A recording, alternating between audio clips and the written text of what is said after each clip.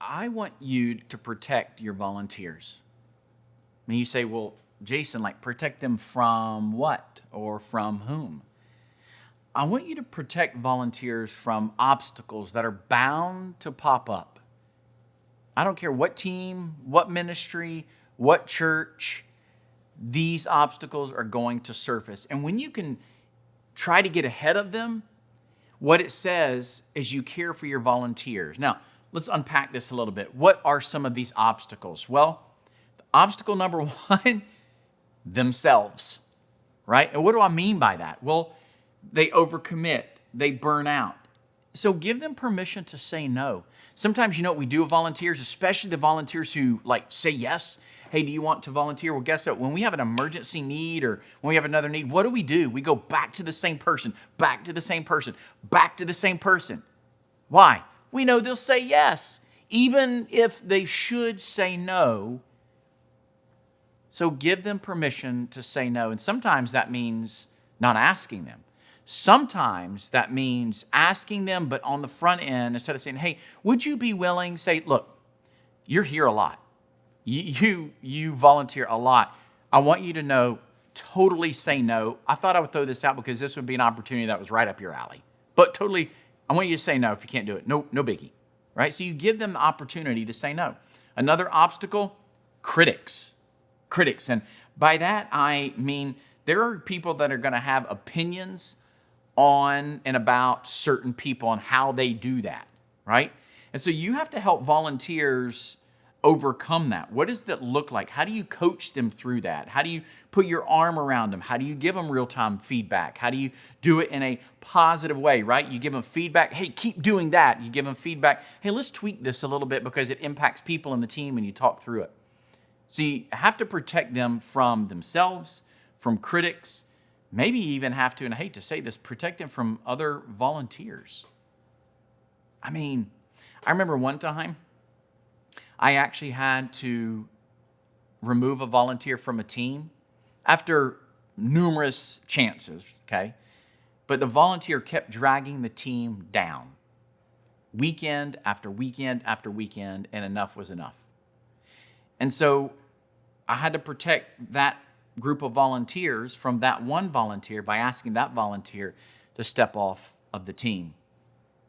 So some of the things that you have to think about as it relates to, leaders and volunteers is what happens when you need to remove a volunteer. I mean, I just gave you that illustration, but like, how do you do that, right?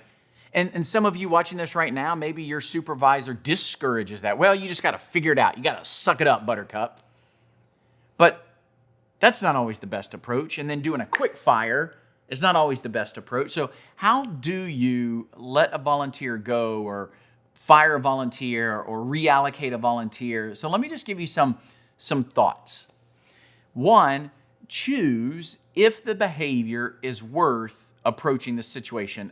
By that, I mean, if the behavior is worth letting them go, like you got to make that decision. Is that the type of behavior? Are they doing that type of behavior, right? So you got to think about that.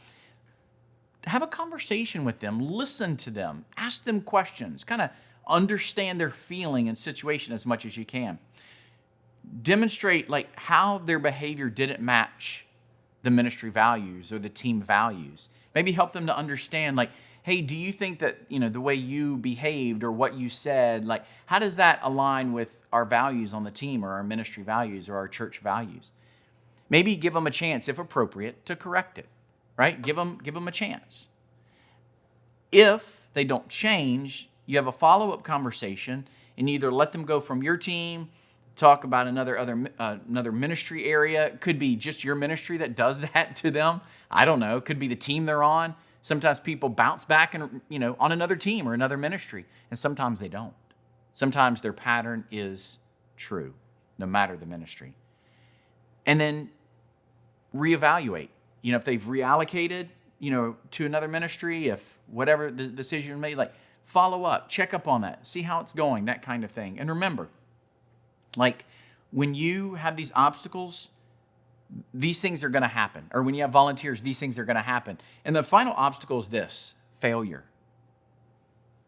When I say that word, I don't like it, but it's necessary. We need to fail in order to get better and to learn, right? We hear that. It feels cliche, but it's hard to do, especially if you're a perfectionist.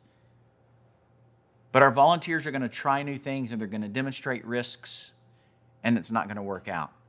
And guess what? We love them anyways.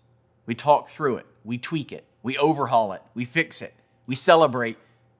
And then we keep going because it shows them that this team is safe. You are safe as their leader. And so as a leader of volunteers, protect them from these obstacles that are going to pop up, these hurdles that are going to pop up. Be fully present with them and walk through them as their leader, as their pastor, to help them navigate these moments that they may have never experienced before.